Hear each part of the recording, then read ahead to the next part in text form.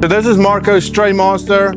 It is specifically designed for the clamshells that they pack in California and throughout the country with grapes in. It's a 3-pound clamshell, but depending on your end-of-line product needs, this is what we use to pack a tray into a box. So when the trays come in, it basically has a configurizable head there where we would determine your pack size and your boxes. The trays then equally come in, we space them out, it compresses them at the back so we know it's going to fit the box, it puts it in the box.